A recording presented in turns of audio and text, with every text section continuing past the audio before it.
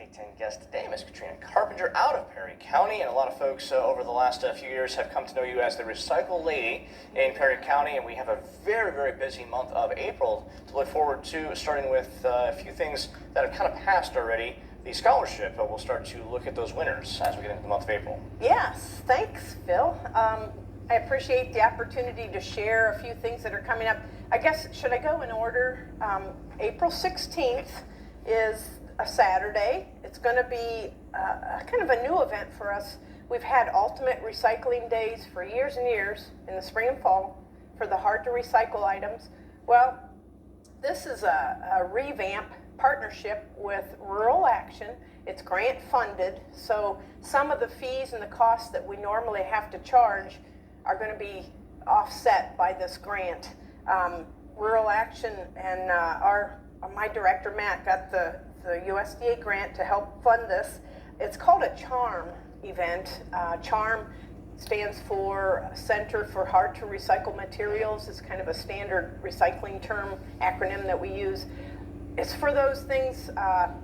We're going to accept TVs, which is a really toughie in Perry County and everywhere, where there's such a cost to recover the precious materials from the TVs that a lot of people just choose to landfill them if they can rather than try to recycle them. So the one thing we have to charge for are the televisions, but it's not as expensive as it normally would be if you went through the regular electronics outlets. So for the televisions, the flat screens, it's $20 flat fee regardless of the size, and for the tube deep dish, it's cathode ray tube old style TVs, that has lead in it and some other materials.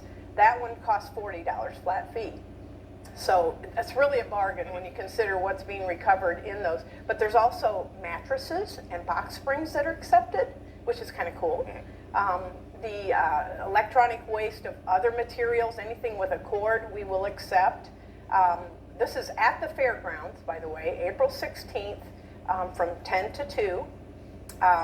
Let's see, what else? Fabrics and textiles, which is all locally and ethically recycled, which is really good. So be aware of that. April 16th, we're sharing it everywhere. The other event after that, being Earth Month, April 25th, is designated on a Monday from 10 to 2. It's our 2-year-old event, effort to try to recognize the 50th anniversary, but it's going to be the 52nd anniversary. It's at Mount Aloysius, again, from 10 to 2. Probably at least 400 children from the schools coming, which is exciting. The highlight is the Banana Slug String Band. These two gentlemen, Ari Larry and Doug Dirt, they're environmental educators that use music to help young people understand science concepts and terms. And I love them, and we're so excited to have them. They're coming from Santa Cruz, California. Tom Knoll, right prior to these guys singing at 1 o'clock, Tom Knoll is a local author. He's raised in Perry County, but he lives in Washington, D.C. now. But he's a children's author, and he's written 3 books, Trash to Treasure series, The Bicycle Fence, if you've heard of The Bicycle Fence. That's a story that he's done. He's going to be there. The Compost Garden, that's the second one, and the third one is the flower bed, which, no, not the compost garden, it's now I can't remember the name of the second story, but Tom will be the opening act to share a few minutes of his stories that he's written for children, and he has that recycled twist and reuse twist in some of his stories. And we'll have 27 different stations at the event at Mount Aloysius up on the hill above the fairgrounds, where we will have all these different resource people set up from 10 to 11:30. That's how we'll kick it off, sharing all their really neat activities, interactive events. There's going to be forestry people there to share information about trees, and Arbor Day. Ann Bonner is going to hopefully plant a tree. We'll have a zero waste lunch. We're going to recognize all of our students that have participated locally in the scholarship project defining reuse. We don't know who it is yet, but all 4 schools participated. We had 12 entries, so we're excited to share the top 3 here soon at this event and everywhere else.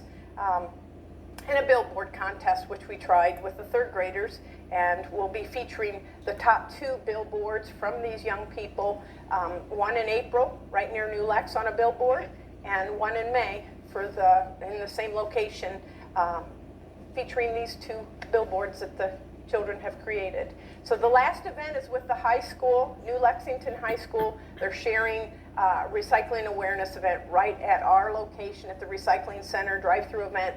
It's to share with the students and the teachers there at New Lex High School to help raise awareness about recycling the daily materials that you and I all know about. All right, as always, thank you much. Thank you. Back at more 11 noon.